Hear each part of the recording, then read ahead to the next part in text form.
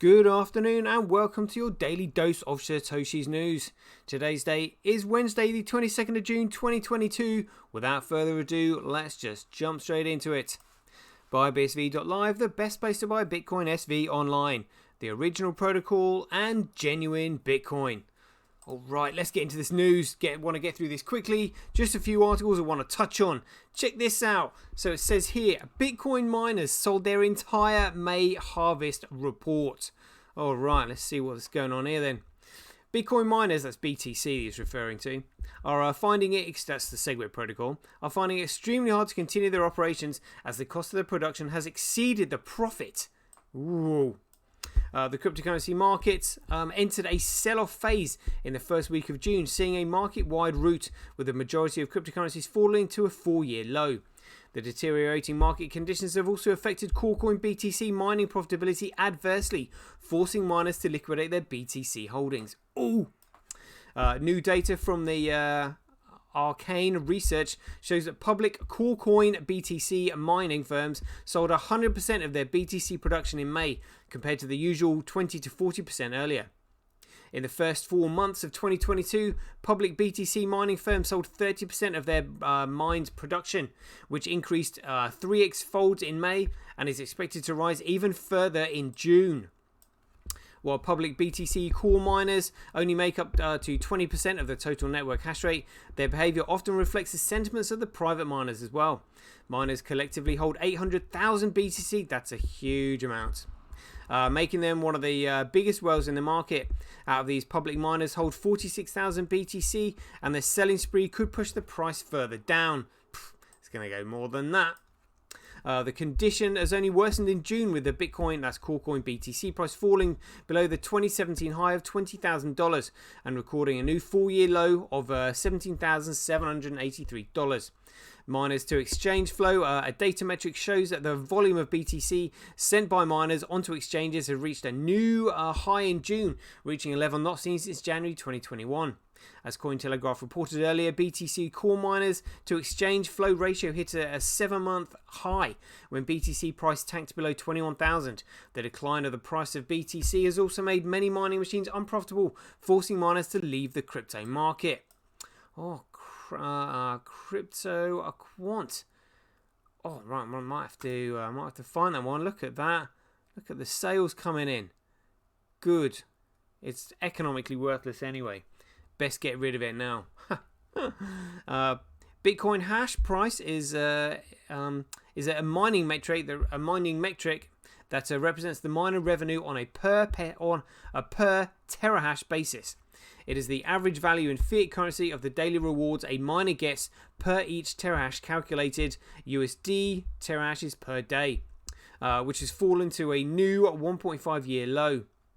Corecoin BTC hash or Bitcoin hash ribbon, an indicator, who cares about this, that tries to identify periods where BTC miners are in distress and may be capitulating, has crossed, indicating many miners are unplugging their machines due to lack of profitability. They're all going to plug them in when it comes over to the genuine Bitcoin, which is BSV. At a time of Corecoin price decline, again because it's economically worthless, they're only just realizing this. Well, they probably wouldn't even realize it because they don't understand the fundamentals. A decline in mining crisis. Many believe it is a strong price bottom signal as well, especially when miners start giving up.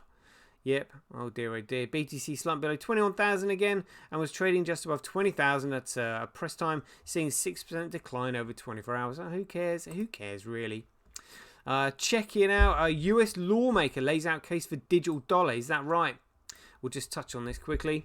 It is now time for Congress to begin the process of considering and ultimately passing authorization legislation for the issuance of a US central bank digital currency, said Representative Jim Hims. Connecticut House of Representative member Jim Himes, has released a proposal aiming to start a dialogue on the United States potentially launching a central bank digital currency or CBDC. Again, the only network that can support a CBDC is the Bitcoin BSV network. It has to run on there. And when it runs on there, they have no control over it, as they shouldn't have any control over it. But we know the only reason they want a CBDC is to control people. So if they want a genuine one, they have to run it on BSV, and it's the only network that can maintain it. Oh dear. So, they're kind of stuck between a rock and a hard place. Their political intentions are going to be exposed, which is why they're treading carefully. That's what this is all about, really. Look at that. Always want to make sure a middleman, control us and all this kind of stuff, just like they're trying to do in China, install a totalitarian one world government. It's outrageous that people haven't even woke up to what's going on. That's the only reason they want a central bank digital currency. Maybe, they want to compete with Bitcoin, but that's BSV. But, the scaling is absolutely off the charts at the moment. And the profitability is 6% more profitable to mine BSV usually. And it's the hash rate is ramping up. So we'll look at that in just a second. Check this out. I made a star appearance here. Nice one. Look at this, an article here by CoinGeek. So this was an interview that I did with the women of BSV. Absolutely awesome. So we'll just touch on this. SirToshi with women of BSV. Education quintessential for Bitcoin. All right, let's see what they got out of this then. Interviewed on this installment of Women of BSV is SirToshi, aka Defender of Bitcoin. Get in there. Famous on Streamality and Medium, where he educates about the fundamentals of Bitcoin, claiming that it is under attack and he feels people need to know the truth. I do. That's very true. SirToshi and Bitcoin. SirToshi told Women of BSV that his journey through Bitcoin allowed him to put bits and pieces together and educate the world about its fundamental value, which no one knows about. That's true. No one does know about it. It's the use case, but people don't really have a clue what that really means. He mentioned in his interview that he did extensive research about who Satoshi Nakamoto was and discovered it was obviously Craig Wright. It was indeed. Quote here from me: the competition doesn't stop. Bitcoin never really hits a scaling ceiling. There is no accurate information out there that tells about Bitcoin. The Bitcoin white paper tells you about the technicals, but overall no information is available out there. Well, no information about the fundamentals. Yeah. Speaking of his experience as a former BTC investor, well, it was Bitcoin at the time, Satoshi mentioned that BTC Group was wrapped up in a speculation talk and was talking about changing some things. Well, it was changing segregating the signatures. According to SirToshi, the Bitcoin protocol is based on a peer-to-peer system, a tried and tested academic white paper which does not need any improvement. Very true. The BTC people were starting to say their currency coin is digital gold, and something real exists there. They were going to fork it, and the market was becoming so volatile, he shared. Education about the real Bitcoin, genuine Bitcoin.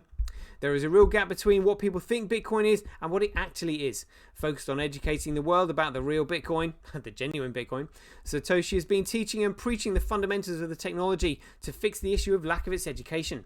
A quote here from me, I guess, because people don't know these basics, the need is to bring people up to speed, he stated. Referring to the 3 different types of value of Bitcoin technology, Satoshi told Women of B that the first one is technical, the second is economic, and the third is fundamental value. Yeah, very true.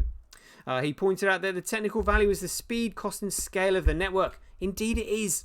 And the economic value is the application and utility. Very true, spot on. The fundamental value is how neutral it is. Yep.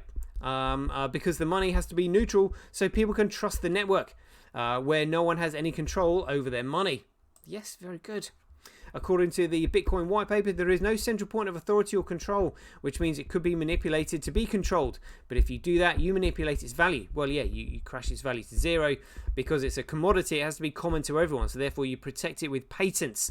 The moment you start tampering with the protocol, because the protocol is, it's set in stone theoretically. It's like the concept of number 1. You can't change it. If you change the concept of 1, it's simply no longer 1. That's it, really. More quotes from me here. So all these BTC people have done is they've segregated the signatures, which means they centrally control the network, but have turned BTC into a security. Yep, this means they are now not accountable to anybody, i.e. it has no fundamental value as money. That's true. It's a security, and that means all it has got is the speculative price. Satoshi pointed out. Oh, very good. Loving that. Even if I do say so myself. People do not realise this right now, but when education catches up with speculation, its speculative price will soon match its fundamental value at zero, and it won't be able to economically sustain the network that it supports, he added. It's true. This is quite good. Satoshi also explained the difference between securities and money, well, securities and commodities, what Bitcoin is and what the securities mindset is all about. He observed that Dr. Wright made Bitcoin a commodity by solving the centralized starting point paradox, making it very important to understand it. Indeed. He points out that Dr. Wright released the white paper 2 months before starting the network, and that 2-month period gave the network the starting point credibility. Well, yeah, it gave it, that's what commoditized the starting point.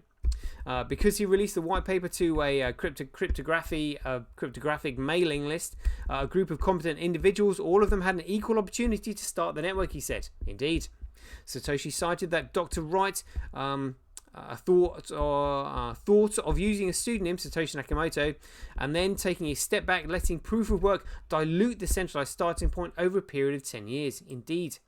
There is only a 0.04%, I think it's actually 0.01% now, chance of any other network even achieving that too is very slim. So this is how Bitcoin gets its status as a commodity, he added. Litecoin also follows a proof of work, but it was admittedly started right from the get-go. That discredits it. So if you're choosing the neutral money, you should choose a network that is the most neutral and which no one has control over. Therefore, it is important to understand the 5 pillars of decentralization, Satoshi explained. Oh, you've got to mention them, surely. Do BTC, BSC, and BSV qualify as NFTs? When asked, Satoshi answered that BSV is fungible because every single bit of data is the same as the other bit of data, meaning it is identical to its counterpart, almost like twins.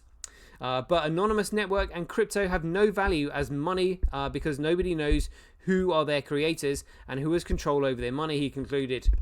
Watch Dr. Wright's keynote speech at CoinGeek's New York set in stone. What is a commodity? Get in there. Loving that. A bit of fame for myself, even if I do say so. That's been going for 11 or 12 minutes. We'll just touch on this quickly. HM Treasury rolls back proposal to collect data from unhosted digital currency wallets. Yeah, because they have absolutely no business whatsoever trying to do that. Yeah, we know what they're trying to do it for because they want control over everybody. But they can't because these are non-custodial wallets that everybody should be using and will be using once they listen to my show and learn what they need to know. Right, we'll leave the show there. I hope you enjoyed it. As ever, be aware, take care, stay safe out there, and I'll see you in the next one.